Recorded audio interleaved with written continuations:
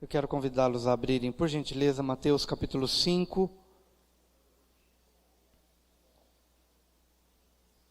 de 1 a 5. O texto bíblico diz assim: Vendo as multidões, Jesus subiu ao monte e se assentou.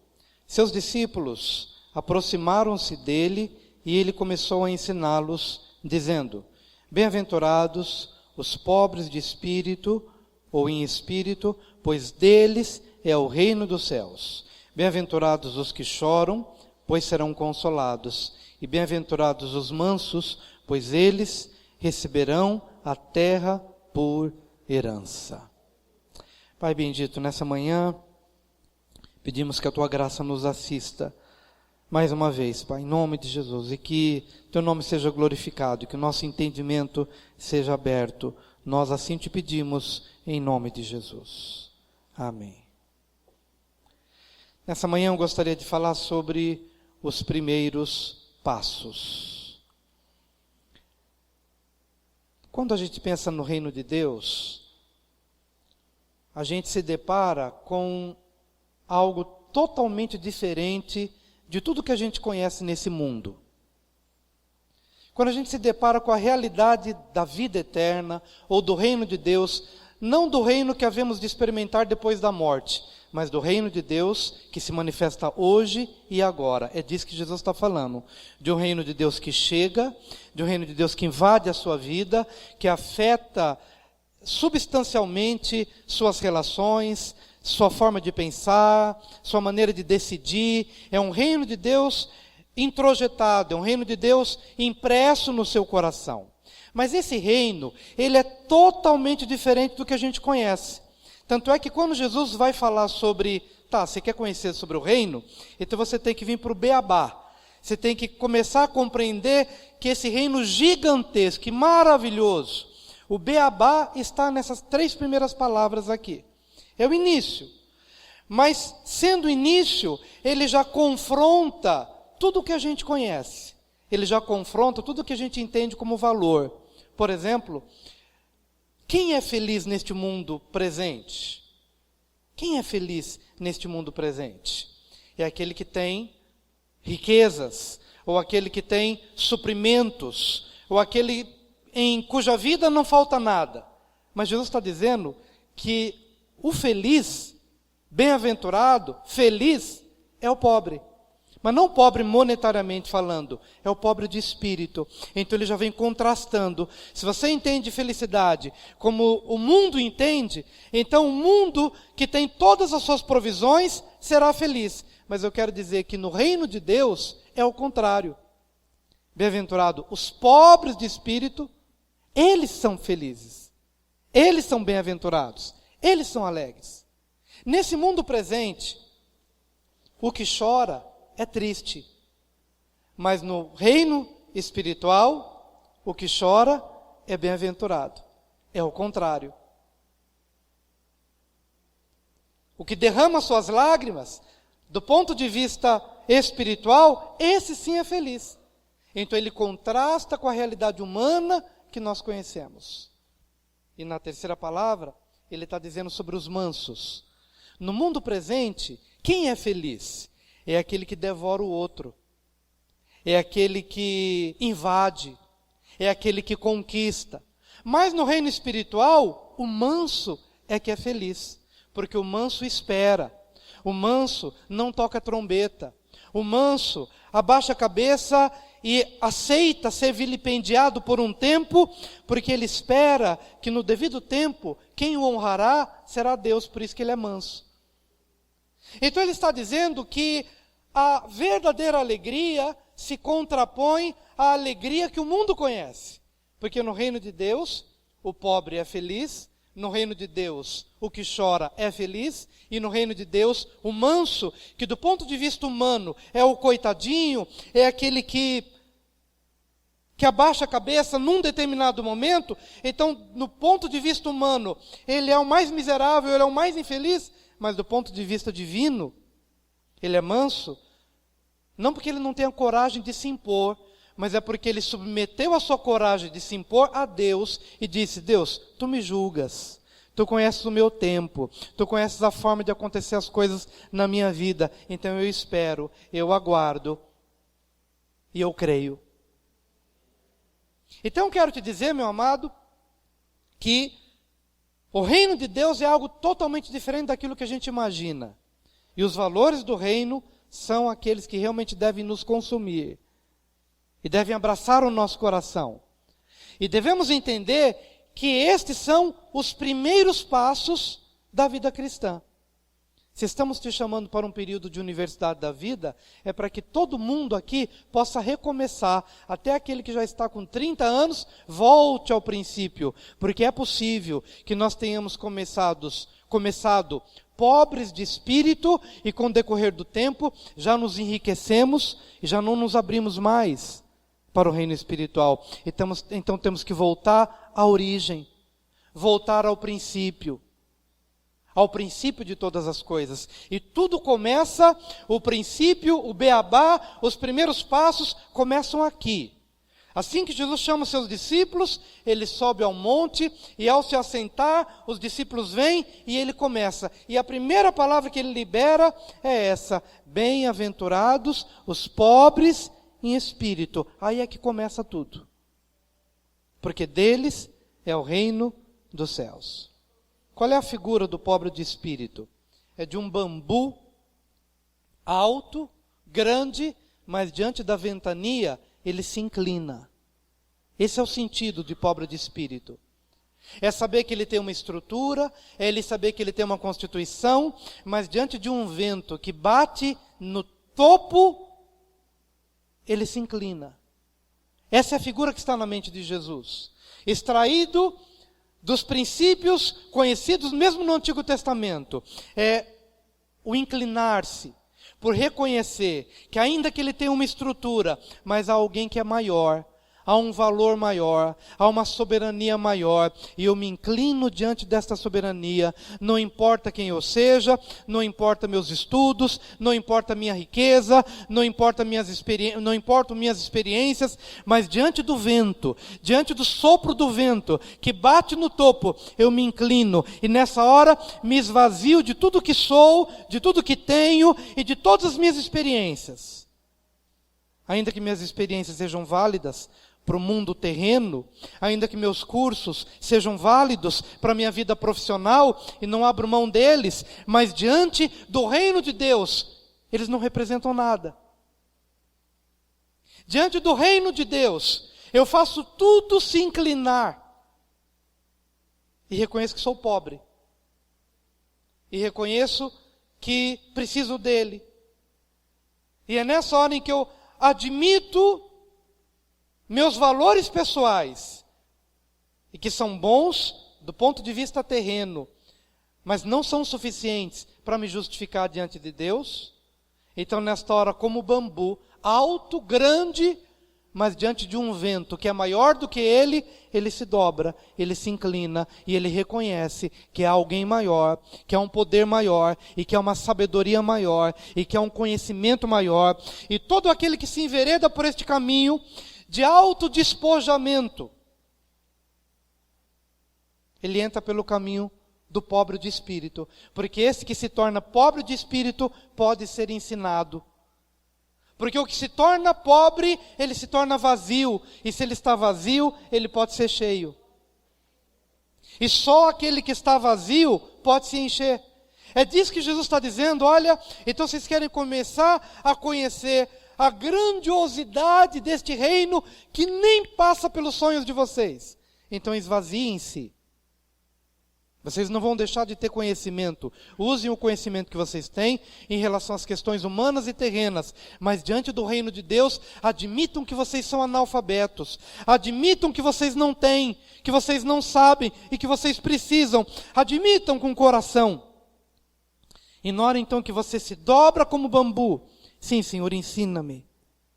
Pensei que eu era PhD como marido, pensei que eu era PhD como pai,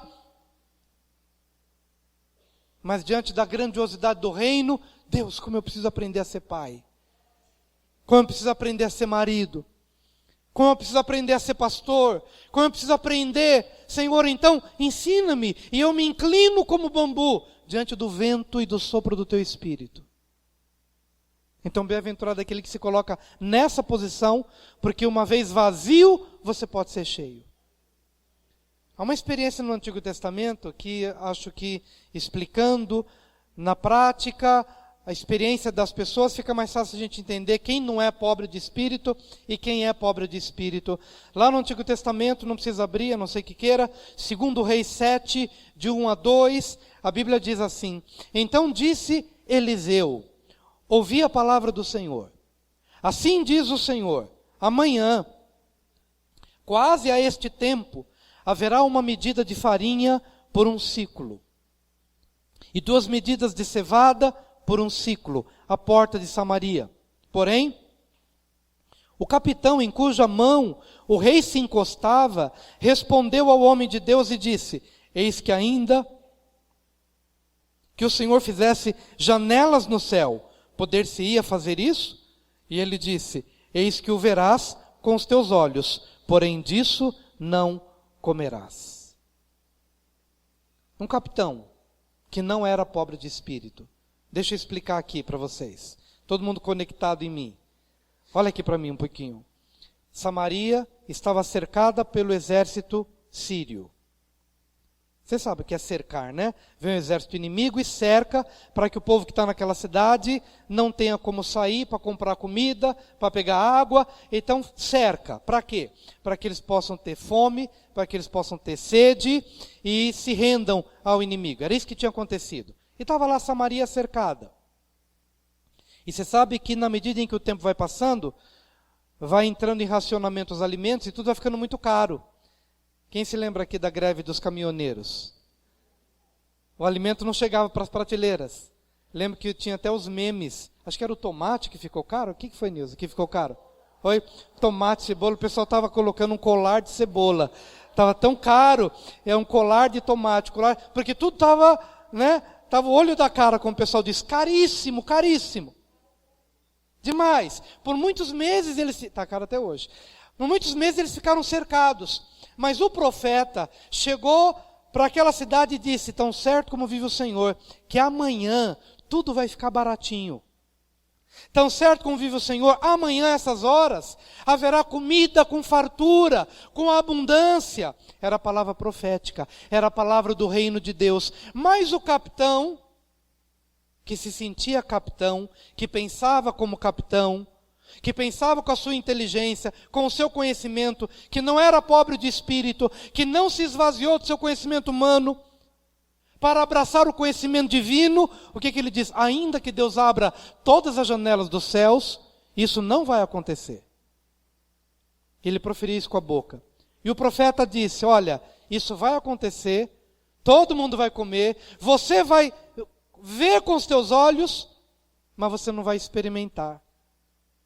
Porque quem não se torna pobre de espírito, não pode ver o reino de Deus, não pode desfrutar de milagres, não pode desfrutar da ação divina que rompe as barreiras humanas.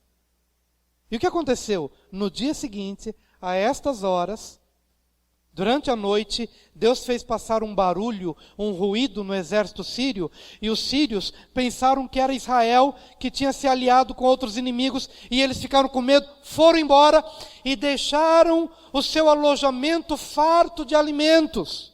Tinha de tudo, tinha comida, tinha fruta, tinha alimento em abundância. E no dia seguinte, Samaria entrou no arraial dos sírios e levou para casa alimento com fartura, assim como o profeta havia dito: amanhã por estas horas haverá comida em abundância. Os portões de Samaria se abriram, e o que aconteceu? O povo faminto, já há muitos meses, sem comer e sem beber, diante dessa grande bênção, eles saíram e eles atropelaram o capitão que disse que era impossível que Deus fizesse isso. E o capitão viu com seus olhos, mas não comeu, mas não desfrutou. Mas essa é a realidade nossa aqui, queridos. Eu queria te perguntar: você ainda é pobre de espírito?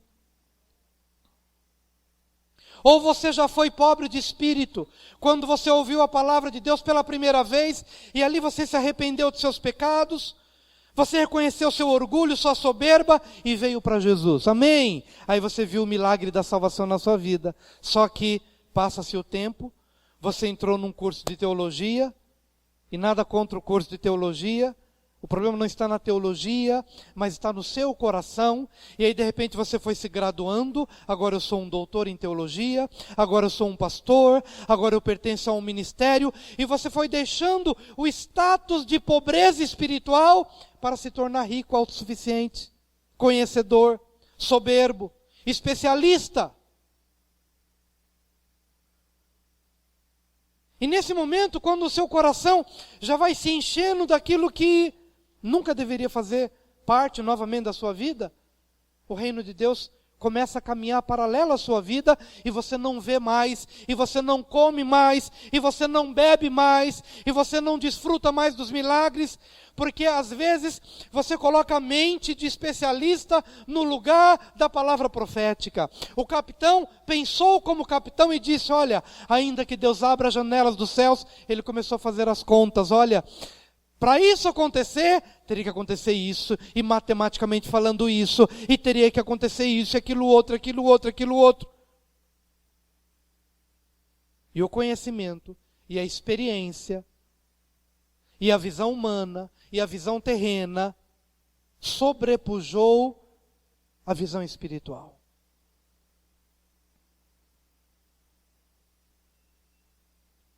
Eu queria que você, hoje, voltasse à dimensão do status de ser pobre de espírito.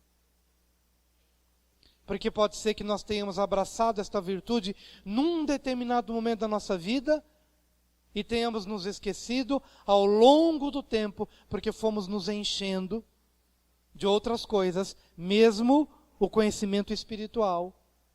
O apóstolo Paulo diz que o conhecimento incha, mas o amor edifica. Na igreja de Corinto estava cheio de gente conhecedora, até de coisas espirituais. Mas a gente tem que chegar hoje na altura do campeonato, na altura dos nossos 30 anos de vida cristã, e dizer, Deus, não sei nada. E admito que tenho passado à margem do reino, porque deixei de ser pobre, deixei de me inclinar, deixei de ser bambu que diante do vento se inclina para aprender, para receber. O capitão foi um exemplo de alguém que não foi pobre de espírito, e por isso viu com seus olhos, mas não comeu com a sua boca. Mas é interessante como esses valores vão permeando a vida dos discípulos e vai transformando a vida dos discípulos. Lucas 5, de 4 a 6. E quando acabou de falar, Jesus disse a Simão, faze-te ao mar alto e lançai as vossas redes para pescar. E respondendo Simão, disse-lhe, mestre, havendo trabalhado toda a noite, nada apanhamos, mas sobre a tua palavra lançarei a rede. E fazendo assim, colheram uma grande quantidade de peixes, e rompia-se-lhes a rede. Quantos crentes nós temos aqui? Então dê um glória a Deus bem alto. Glória a Deus. Sabe o que acontece com quem se faz pobre de espírito? Isso que aconteceu com Pedro. Sabe o que acontece com quem não é pobre de espírito? É atropelado pela multidão como capitão. Meu amado, quero lhe advertir hoje, com muito amor, se você não é pobre de espírito, você vai ser engolido pelas outras empresas, você vai ser engolido pela concorrência. Se você não é pobre de espírito, você é engolido por um mundo que está cada vez mais engolindo um ao outro. Mas o pobre de espírito não pode ser engolido Porque há um Deus e há um princípio que age a favor dele. Guarda isso no seu coração. O pobre de espírito não pode ser atropelado pela multidão, porque ele vive os princípios que não podem ser quebrados. O pobre de espírito que ouve, que se inclina, ele pode se assustar diante do contexto e do cenário mundial, mas ele confia que Deus fará com que a sua vida prospere em meio ao caos deste mundo presente. Mas está lá Pedro, pobre de espírito, especialista na pesca. Jesus diz, volta para o mar e lança a rede. E ele, como especialista, disse, Senhor, trabalhamos a noite toda e não conseguimos pescar nada. É a palavra do especialista. Mas eu abro mão da minha especialidade. E sobre a tua palavra eu confio. Eu me despojo daquilo que eu sei. Talvez eu vá aplicar esse princípio num outro momento, mas agora, sobre a tua palavra, eu abro mão de quem eu sou e do que eu penso pela tua direção. E ele se faz pobre de espírito e faz o que Deus mandou, e faz o que Jesus mandou, como Naamã, que não queria mergulhar lá no Rio Jordão, porque a princípio pensou, não, eu vou lá nos rios de Damasco, são melhores. Não, vai, mergulha. Então, humildemente, ele obedece e mergulha no Rio Jordão. E volta com a sua lepra curada, porque ele se fez pobre de espírito. E Pedro agora obedece a palavra do Senhor, abre mão da sua especialidade e diz, mas sobre tua palavra lançarei a rede. E o resultado disso é o seguinte, havendo trabalhado a noite toda, nada apanhamos, mas sobre a tua palavra lançarei a rede. E fazendo assim, colheram uma grande quantidade de peixes, e rompia-se-lhes a rede. Eu quero profetizar sobre a tua vida em nome de Jesus, que o que você não viu como resultados até hoje, você vai começar a ver a partir deste momento em que você abre mão do que você pensa, da sua forma de agir, de pensar, de decidir, para fazer tão somente o que Deus mandou você fazer. É a hora em que você se despoja das suas experiências pessoais. E diz, Senhor, eu tenho feito assim a vida toda, mas a partir de agora eu farei como o Senhor mandou. E o resultado foi extraordinário. Porque a pobreza nos remete à riqueza. Não estou falando da riqueza do ponto de vista humano, mas da riqueza do reino, da glória de Deus do reino, daquilo que de melhor Deus tem para a sua vida e para a minha vida. Mas tem que se fazer pobre. Tem que se fazer bambu que se inclina diante do vento irresistível do Espírito Santo.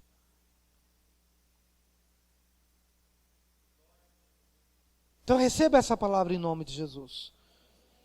Não seja como o capitão que há de ser atropelado pela sociedade, mas seja como Pedro, que se esvazia e faz o que Jesus mandou, a despeito, ainda que aquilo fosse contrário à naturalidade. Por que natural? Porque era comum para o pescador pescar de madrugada. E Jesus está mandando ir para o mar pela manhã. Era um contrassenso. Do ponto de vista humano, era um contrassenso. Mas ele agiu nesse contrassenso. É como no exemplo que a gente falou, escuta, quanto mais eu dou, mais eu sou suprido.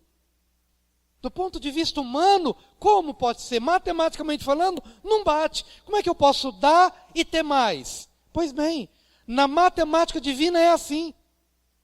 É um contrassenso. Então não seja como o capitão, que toma as decisões baseado na sua forma de pensar, porque esse mundo está podre e ele nos contaminou no nosso pensamento.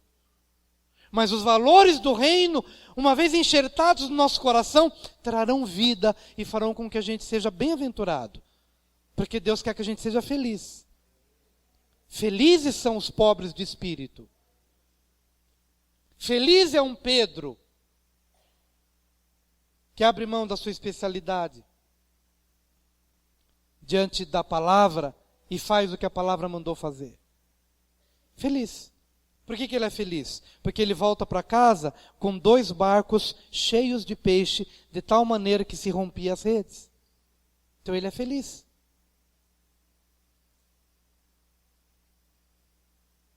Pobre de espírito.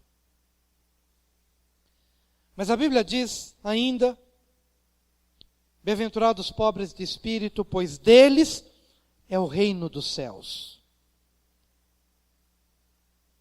Bem-aventurados os que choram, pois serão consolados. Interessante que o passo seguinte, a consciência de ser pobre de espírito, é o choro. Jesus está lidando com os primeiros passos.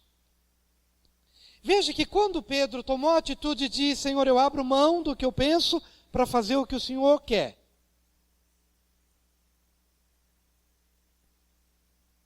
E colher uma grande quantidade de peixes. E rompia-se-lhes a rede.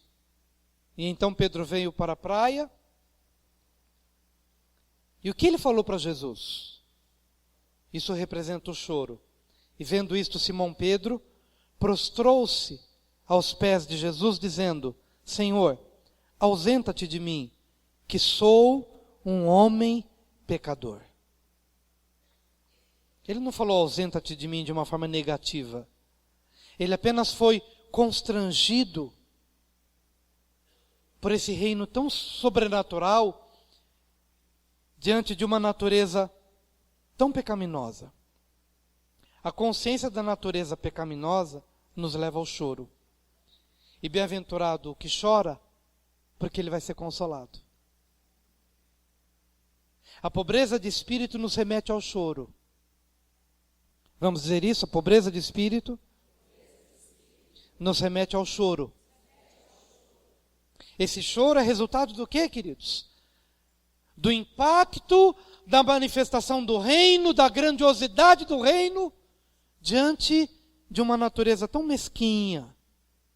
Como Paulo diz, um miserável pecador como eu.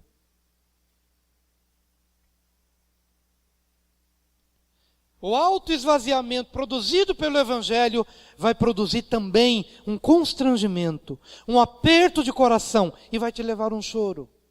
Não é necessariamente um choro de lágrimas, pode ser também, mas é aquela consciência de que algo tão grande aconteceu para algo tão pequeno como eu, para alguém tão pequeno como eu.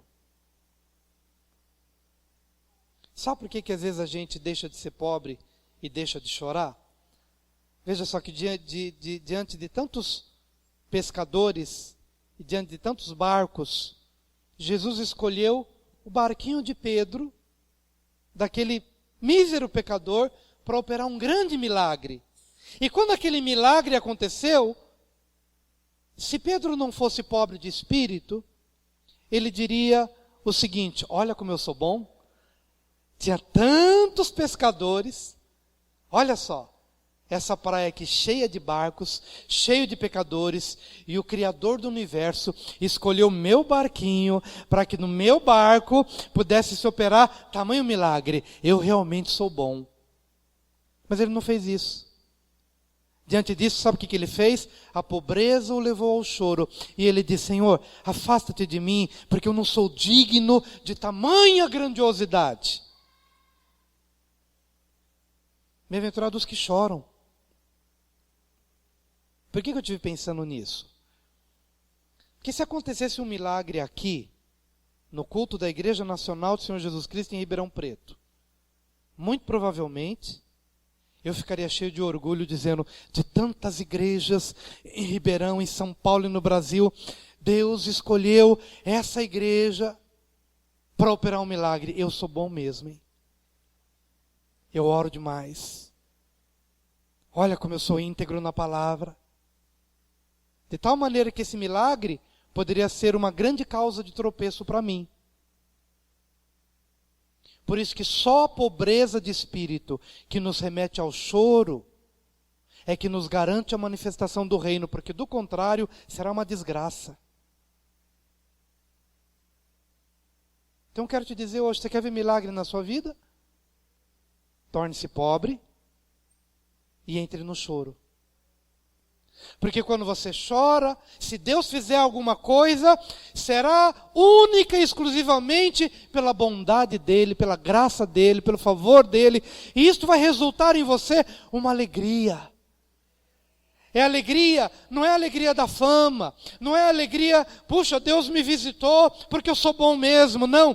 Mas é a alegria da consciência de que não merecendo nada, não sendo ninguém, mas Deus por sua graça me abençoa. Obrigado, Senhor. Então esse choro, o choro da indignidade, o choro da consciência da sua pobreza, do seu alto grau de pecaminosidade, esse choro vai se converter numa alegria espiritual. Não é a alegria dos holofotes, não é a alegria da fama, não é a alegria das publicações, mas é uma alegria intensa, resultado de um reconhecimento de uma ação divina em sua vida. Então, bem-aventurados os que choram, porque eles experimentarão a verdadeira alegria. Então, quando Pedro diz, Senhor, afasta-te de mim, que eu sou um pecador, poderia ter feito o contrário. Fica comigo, Senhor, porque isto vai fazer com que a minha popularidade aumente na região e a minha fama cresça. Não, Senhor. A pobreza nos leva ao choro. Mas a pobreza nos faz felizes. E o choro nos consola. Porque é a pobreza segundo Deus e é a tristeza segundo Deus. E é isso que a gente deve buscar para a nossa vida. Houve um outro momento na vida de Pedro, em que lá na frente, ele perdeu um pouquinho esse senso de arreda-te de mim, Senhor, porque eu sou pecador. Com o decorrer dos anos caminhando com Jesus, ele já não se achava mais um pecador. E esse é o problema. Quando Jesus disse que ia para a cruz, Pedro já não se achava um pecador. Ele disse, Senhor, eu vou contigo até a morte, porque eu sou forte, eu sou espiritual. De todos, eu sou mais próximo de ti, eu sou mais vigoroso na fé, eu sou o que tem maior autoridade. Ele perdeu. Com o decorrer dos anos, caminhando com Jesus, é por isso que eu digo, cresça na fé, mas quanto mais você crê, o crescimento na fé não é um crescimento de galgar degraus, é um crescimento de descer degraus. No reino espiritual é assim. Você quer crescer em Deus, então você tem que descer os degraus.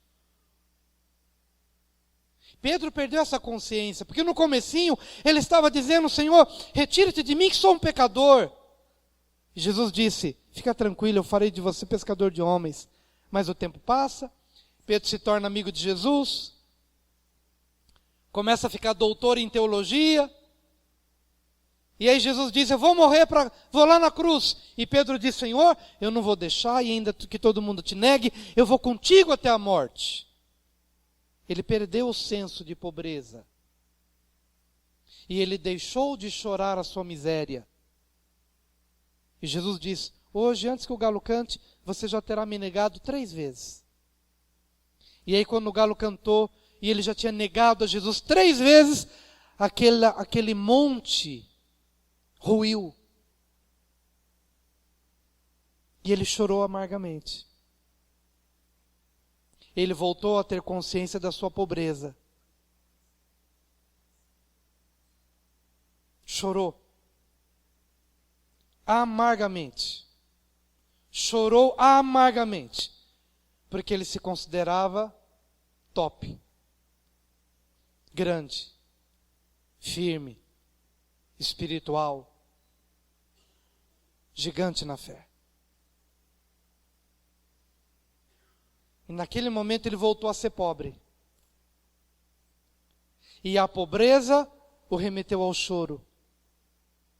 E Pedro então chorou amargamente. Eu queria lhe perguntar, Qual foi a última vez que você chorou pela sua natureza? Qual foi a última vez que você chorou pelo seu temperamento? Qual foi a última vez que você chorou por uma consciência profunda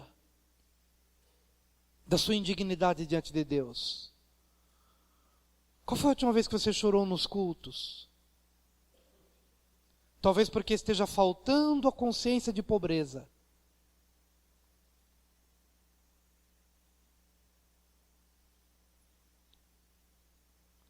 E se você já está um tempo sem chorar, e não precisa ser o chorar de lágrimas, mas é o chorar de contrição, de quebrantamento. Porque o reino de Deus é para os contritos, é para os pobres de espírito e é para aqueles que choram, porque eles serão consolados.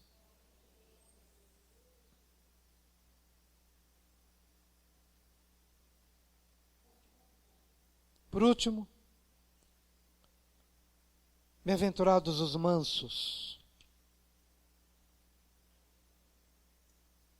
pois eles herdarão a terra. Se eu pudesse dar uma ilustração desses 3 primeiros passos, seria mais ou menos assim. Pobre de espírito, aquele que se inclina. E ao me inclinar, isso vai me levar ao choro, ao reconhecimento de quem eu sou. E depois que eu me levanto deste choro, eu me levanto um outro homem, para viver a vida, mas não mais com uma espada na mão,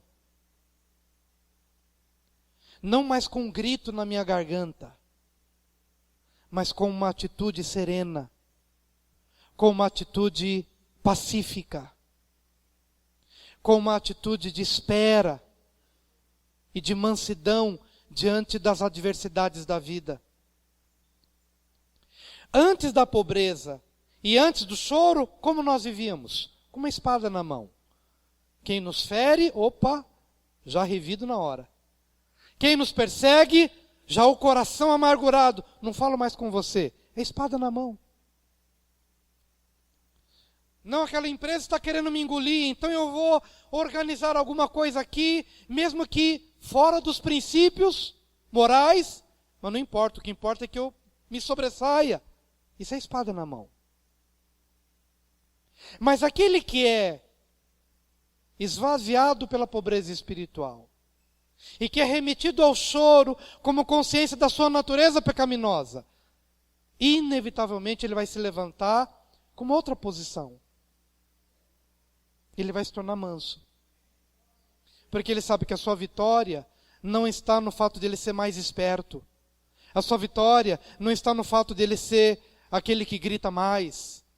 A sua vitória está na condição de um coração que confia nos valores de Deus, que confia em Deus e que vive a sua vida de forma pacífica e que espera que a honra chegue na hora certa e das mãos certas. Por isso ele se tornou manso. Mas ele só se torna manso porque ele chorou. E ele só chora porque ele reconheceu sua pobreza. Há um salmo que exprime bem o que eu quero dizer. Salmo 37, de 1 a 11. Olha que coisa fantástica que temos aqui, de onde Jesus extraiu essa mansidão para herdar a terra. Salmo 37, de 1 a 11. Não se aborreça. Vou ler aqui com os irmãos para a gente ler na mesma tradução. Salmo 37, com isso estamos encerrando. Salmo 37, de 1 a 11. Pode ser revista e atualizada, ou isso. Quero ler com os amados. Vamos ler esse versículo e deixar que ele entre no nosso coração. Vamos lá. Não te indignes por causa dos malfeitores, nem tenhas inveja dos que praticam a iniquidade, pois eles, dentro em breve, definharão como a relva e murcharão como a erva verde. Confia no Senhor e faze o bem, habita na terra e alimenta-te da verdade. Agrada-te do Senhor, e Ele satisfará os desejos do teu coração. Entrega o teu caminho ao Senhor, confia nele, e o mais Ele fará. Fará sobressair a tua justiça como a luz, e o teu direito como o sol ao meio-dia. Descansa no Senhor e espera nele. Não te irrites por causa do homem que prospera em seu caminho, por causa do que leva a cabo os seus maus desígnios. Deixa a ira, abandona o furor, não te impacientes. Certamente isso acabará mal, porque os malfeitores serão exterminados, mas os que esperam no Senhor possuirão a terra. Aleluia! Mais um pouco de tempo e já não existirá o ímpio. Procurarás o seu lugar e não o acharás. Mas os mansos herdarão a terra e se deleitarão na abundância de paz. Aleluia! É a promessa de Deus. Mas como tudo isso chegou às mãos do manso? Porque quem é manso se deixa pastorear. Quem não é manso vai se debater, vai tentar fazer suas conquistas na força do seu braço, ferindo princípios, quebrando os princípios eternos. Mas quem é manso, absorveu o espírito dessa confiança em Deus, saberá esperar o seu tempo. E mais uma vez eu quero dizer que a vida é feita de estações. Você pode estar vivendo talvez um período de inverno, sem frutificação. Você olha para o seu marido e não vê resultados. Você olha para os seus filhos e não vê resultados. Você olha para as finanças e não vê resultados. Fica em paz. Tenha calma, tenha tranquilidade, faz aquilo que a Bíblia diz, não te impacientes, não promova atalhos na sua vida,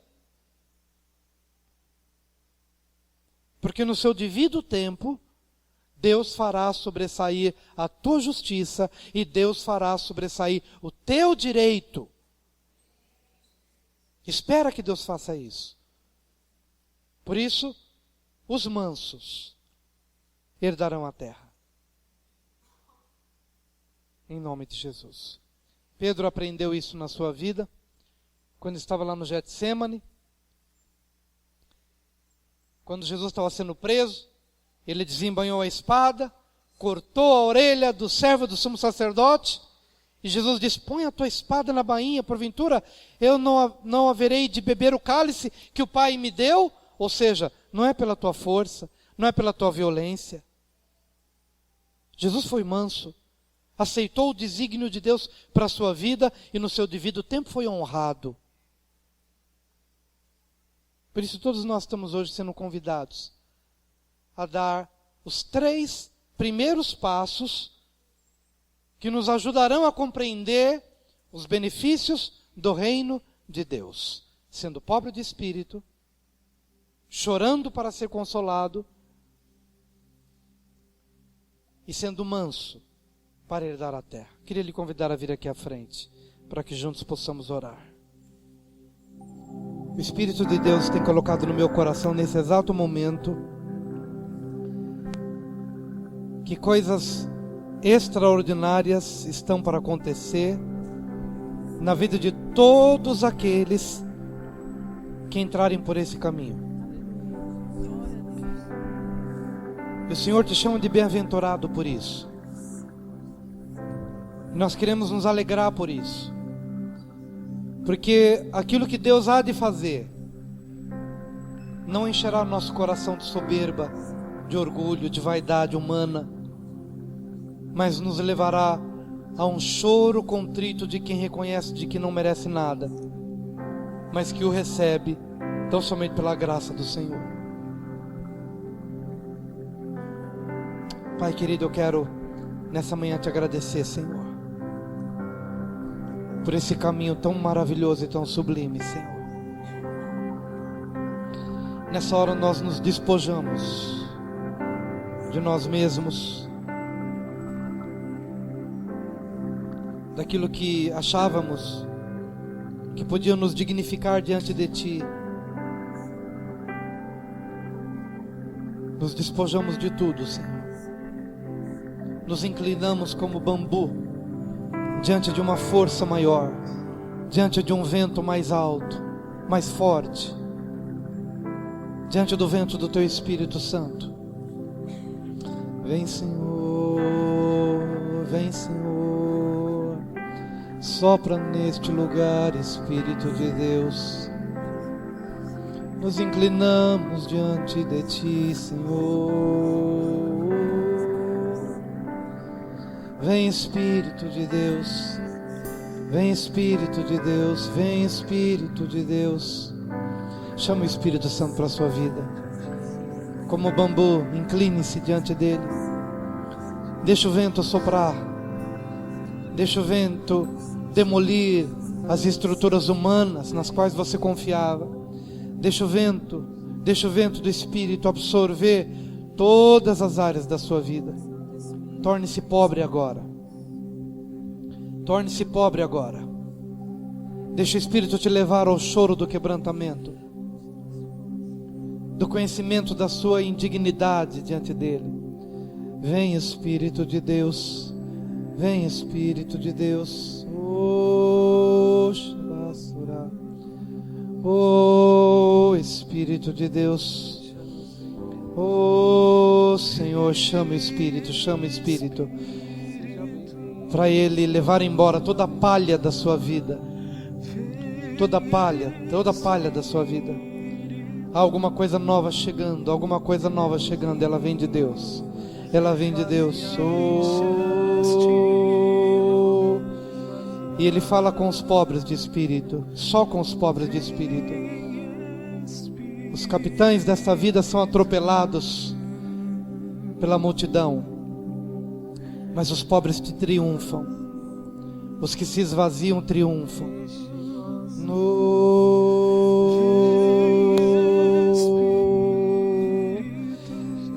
Vem, Senhor, vem, Senhor. Que presença maravilhosa do Espírito de Deus. Que presença maravilhosa do Espírito de Deus.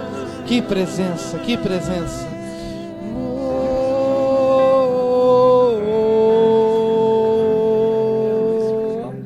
Vem, Espírito. Vem, Espírito.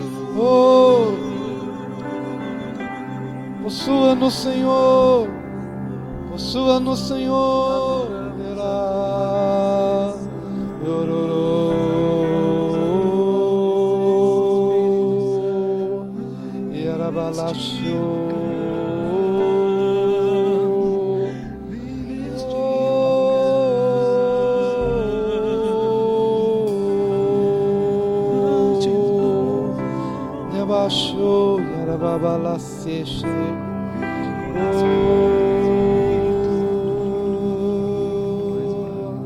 Fique à vontade, queridos. Vamos adorar ao Senhor com o hino que vocês prepararam, não importa. Vamos adorar. Aleluia, Jesus. Aleluia, Jesus. Maravilhoso é o teu nome, Senhor. Maravilhoso é o teu nome, Senhor. Oh, aleluia, Jesus. Oh, Jesus. Oh, Jesus. Não há nada igual. Oh, Jesus. Não há nada melhor a que se comparar. A esperança viva,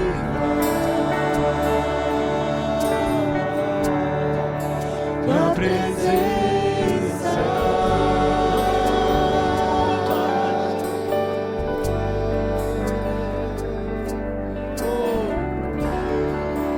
Eu provei e vi o mais doce amor que liberta o meu ser. Maravilhosa é a tua Que a presença. vergonha desfaz.